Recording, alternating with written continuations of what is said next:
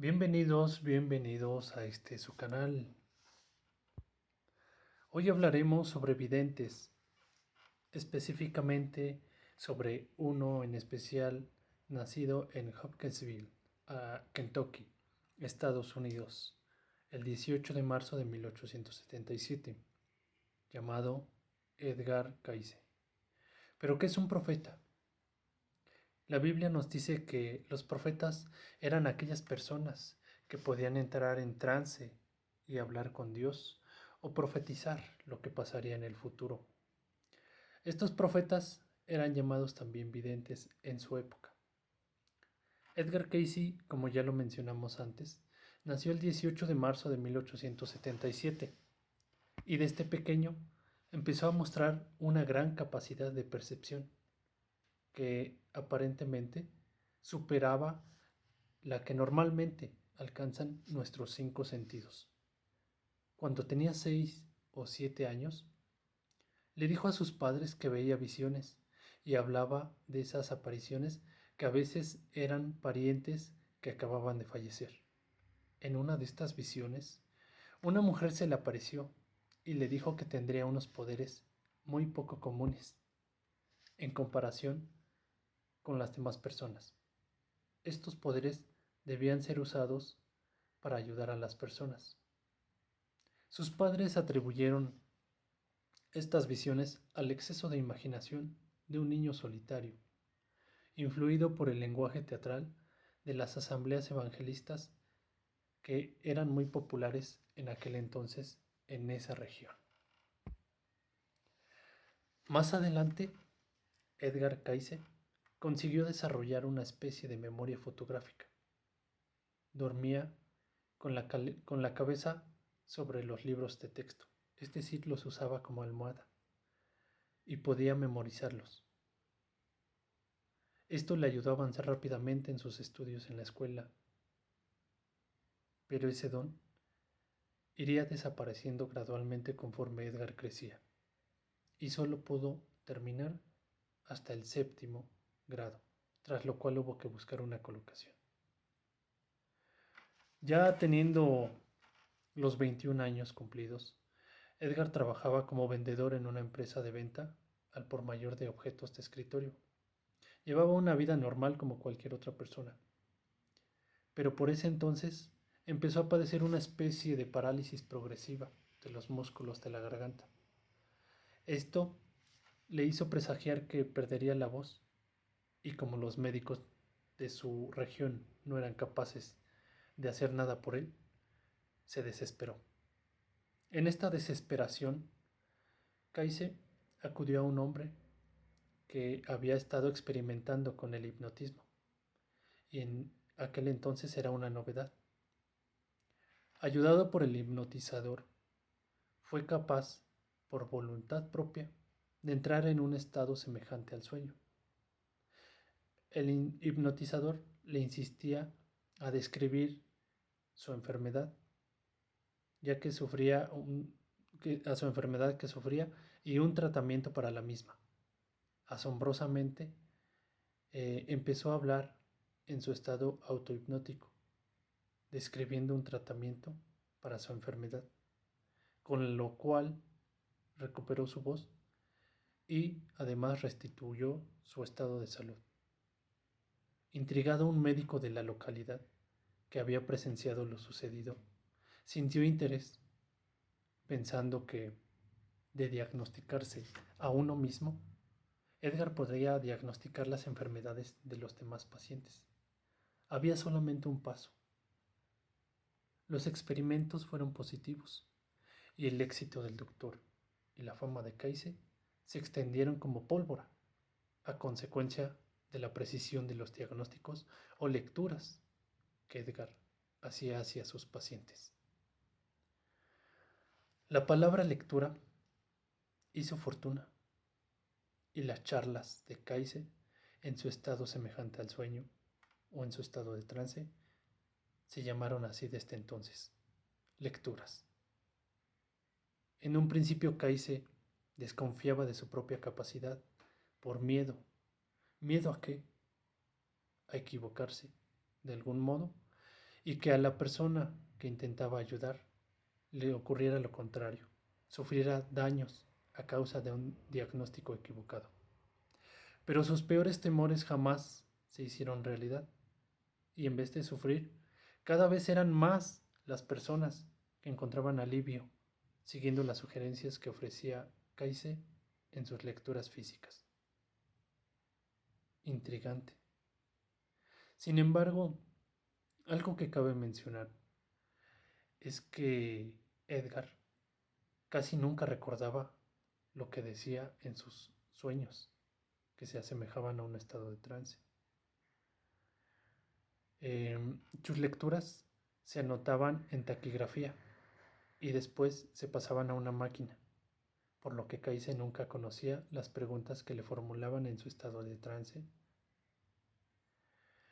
Al despertar era como si fuera otra persona, como si se trataran de dos personas completamente distintas, una durante el sueño, durante el estado de trance, y otra en la vigilia. Antes de que le sugiriera que se despertase de vez en cuando, una persona que conducía la lectura buscaba un beneficio personal y le preguntaba el resultado de alguna carrera de caballos, de la lotería, de los pronósticos. Le pedían consejos sobre inversiones en la bolsa o consejos sobre compra-venta de bienes. Edgar respondía a las preguntas. Obviamente, existía un beneficio para la persona que interrogaba. Sin embargo, Edgar se despertaba nervioso y cansado. Normalmente sufría dolores de cabeza muy fuertes.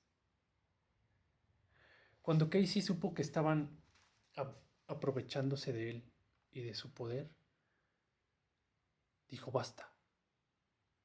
Renunció a las lecturas y se dedicó plenamente a su trabajo de fotógrafo.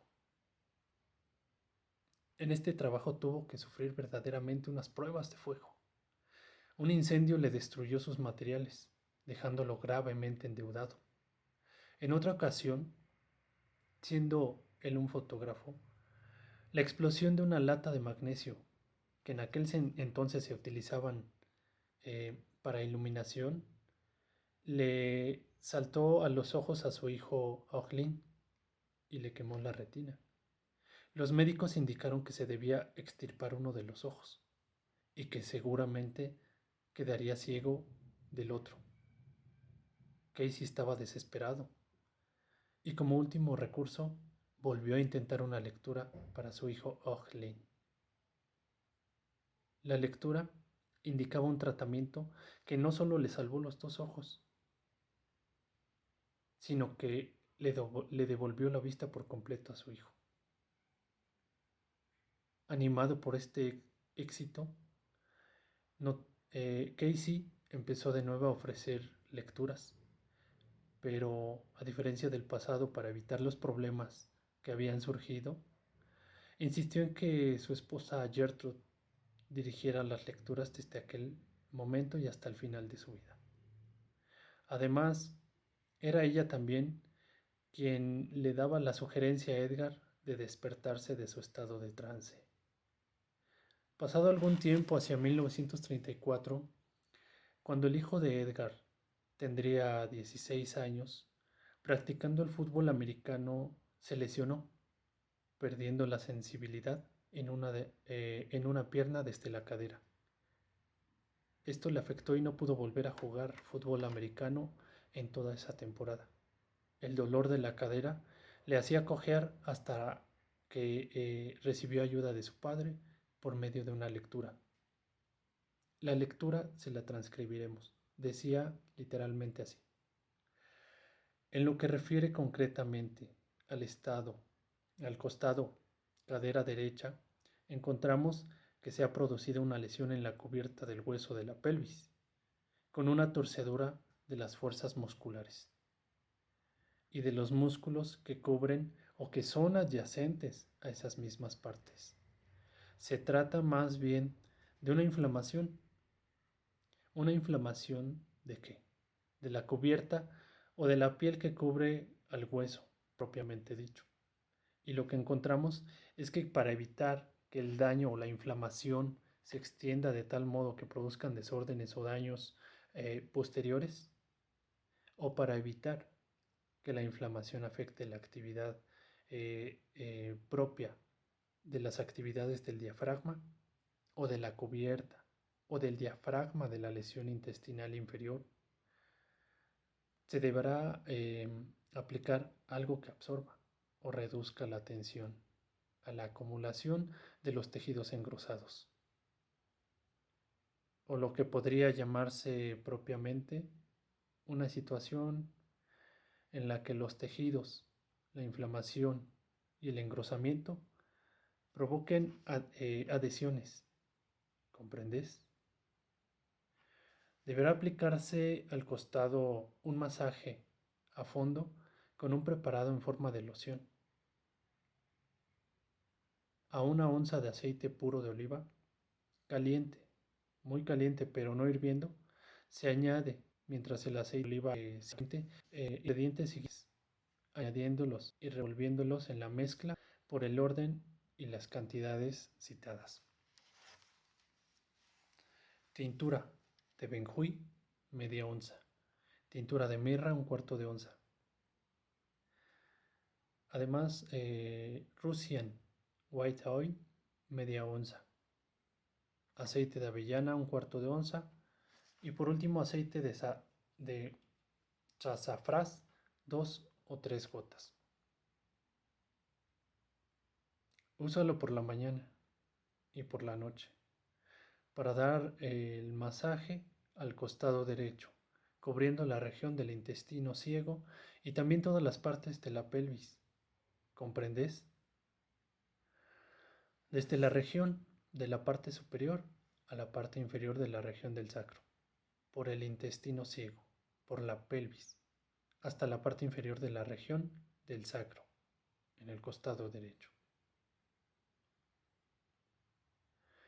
Procura además mantener una buena actividad intestinal, suficiente como para eliminar las cosas que se pudieran arrojar a la circulación.